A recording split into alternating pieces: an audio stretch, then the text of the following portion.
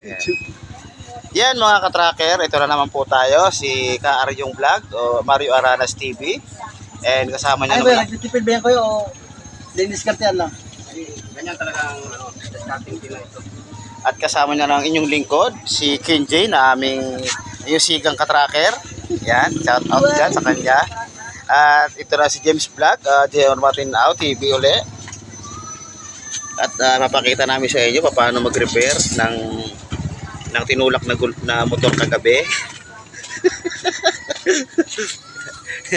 Tinulak ng 1 kilometro. Malayo-layo din pre, ano?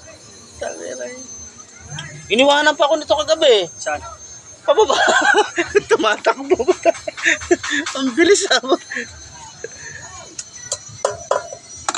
Hindi na nakibukok po, tamaya. Ayan mga katracker, ang malupit na diskarte. Pawang professional lamang ang nakakagawa nito. Huwag nyo po itong gagayahin. Yan na ba? At kung gusto nyo man gayahin, ay PM nyo kami kung paano siya diskartehan. Sa mga hindi pa nakakaalam at wala kayong budget na pambili o panggawa o ano man, PM nyo kami. Nandito lang, bibigyan namin kayo ng magandang serbisyo para maturuan kayo ng tamang proseso ng pag-aayos ng inyong motor. Huwag nyo lang gagayahin itong taong ito kasi pag hindi nyo kabisado, dahil parang professional lamang. Dati po itong wrestler, ngayon trailer driver na po ito ngayon. Nagbago lang. Ayaw na po mabugbog.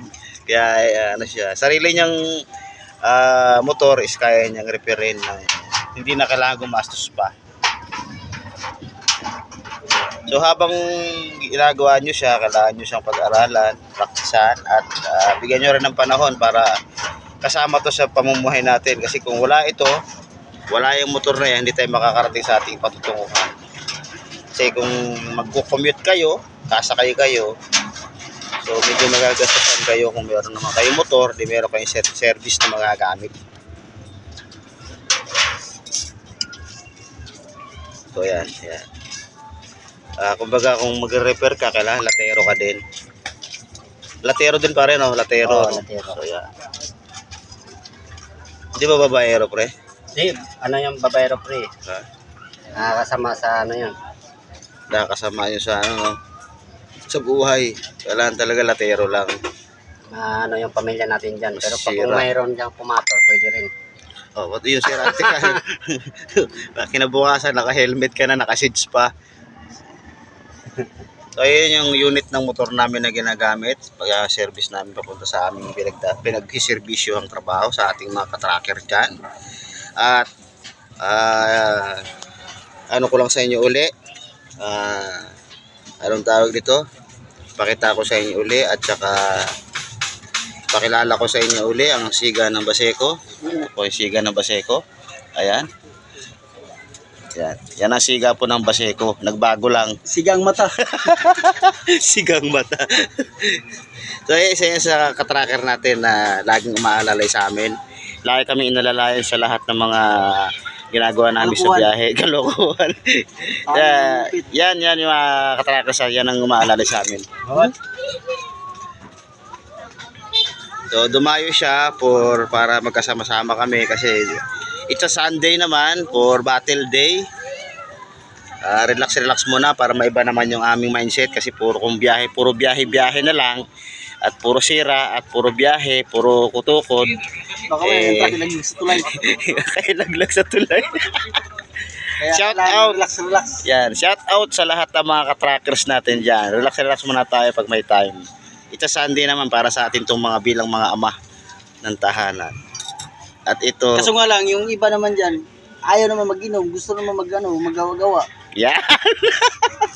Salamat kayo. Wala tayo shit. Hindi, bawal ipakita. Dapat ibigay mo, ipabaya mo naman sa gumagawa yun para magkaroon sila ng pera. Kung ano. Ano nagtitipid ng tao? Ayan. Ano pare? Pagka wala talaga at nagtitipid. So kaya ganyan pala talaga. Pinoy yan, made in Philippines yan ha. Hindi yan made in Ibig Japan. sabihin pala, yan na lang yung parang napalag. So, kaya pala, So, kailangan talagang lagyan ng optional na paraan, ano? Kumbaga para sisikip siya ba? Yung Ayun, sisikip. lagyan mo na ano. Dilaan mo muna yan, bro. So, tong Ito, Teo. Tagalin mo muna, Teo. isa pa nga, hindi ko nakita, isa pa. Para papasok siya. Utang na, may kumuhay patsoy pa. Yan. It's a bear month na naman ngayon. May pahiwatig na naman yan.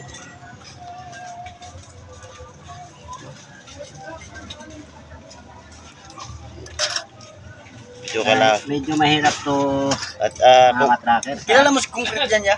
Tinatawag na concrete. Yan. Concrete Oo. o ano, concrete net o Hindi, pangalan, tinatawag siyang concrete ba? taong bato. Concrete, tawag ka niya. Kaya nga mga ka-tracker, kaya sabi ko sa inyo, huwag niyong gagayahin itong tao na to dahil kung pipilitin po nito, hindi nyo kabisado, baka matulad po dito yung inyong mga kamay. Ayan, nakikita nyo, ayan, meron na yan, ayan. Ganyan po mangyayari sa inyo, ayan. May dadaplis.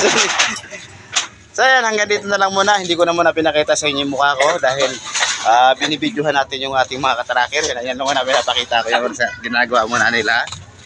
Ayan.